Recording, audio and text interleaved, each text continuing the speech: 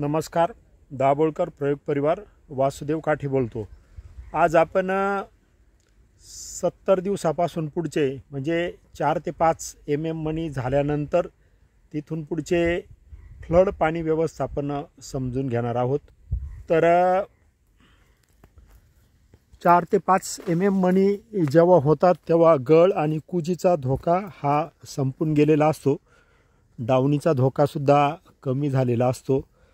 तर अशा वेळेस जी जमीन मुरमाड आहे त्या जमिनीत पूर्णपणे मुरमाड जमीन आहे अशा जमिनीस आपण फ्लड पाणी दिलं पाहिजे.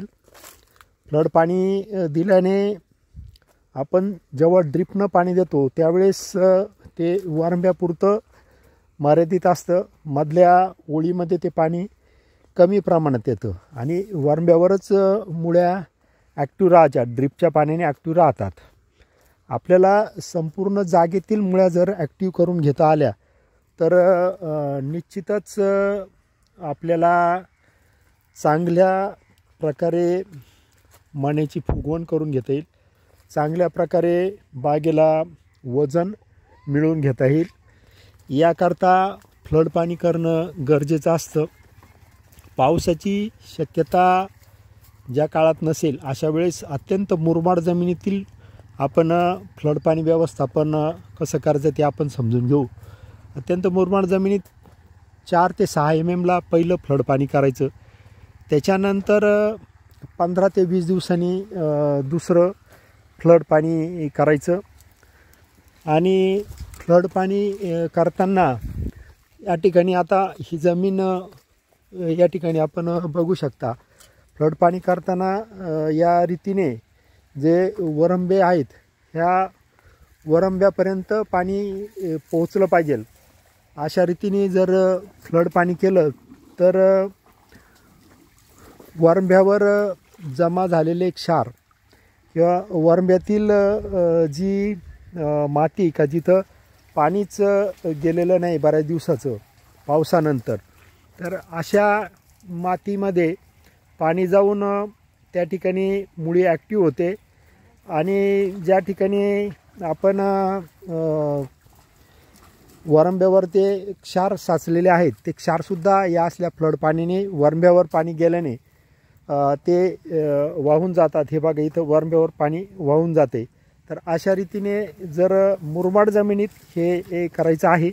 अशा रीतीने गरजेनुसार दर 20 ते 30 दिवसांनी असं म्हणजे 4 ते 6 mm ला पहिलं फ्लड पाणी, त्याच्यानंतर 20-22 दिवसांनी दुसरं फ्लड पाणी किंवा कदाचित पाऊस झाला तर 30 दिवसांनी येईल. त्याच्यानंतर पाणी उतरताना मण्यात पाणी फिरताना अशा रीतीचं फ्लड पाणी द्यायचं आहे.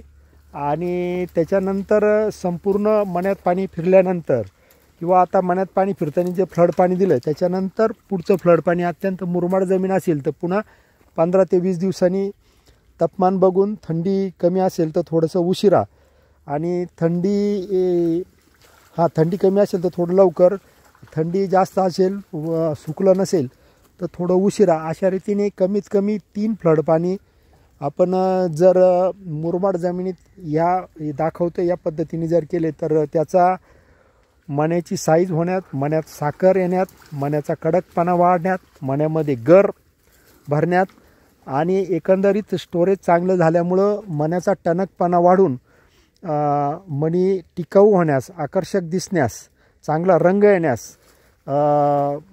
पाणी व्यवस्थापनाच्या या पद्धतीने निश्चितच फायदा होतो. दाभोळकर प्रयोग परिवार पद्धतीने या प्रमाणात या प्रकारात जेव्हा आपल्याकडं पाणी चांगल्या रीतीने उपलब्ध असतं, दुष्काळ वगळता, त्यावेळेस असं पाणी व्यवस्थापन फ्लड पाणी व्यवस्थापन केलं जातं आणि त्याचा फायदा घेतला जातो. तर हे आपण मुरमाड जमिनीतील पाणी व्यवस्थापन समजून घेतलेलं आहे. अशाच प्रकारे आपण मध्यम जमिनीत पाणी व्यवस्थापन समजून घेणार आहोत. फ्लड पाणी व्यवस्थापन आणि खोलकाळ्या जमिनीतलं पाणी व्यवस्थापन पुढच्या व्हिडिओमध्ये आपण समजून घेणार आहोत. जय हिंद, जय महाराष्ट्र, जय शिवराय.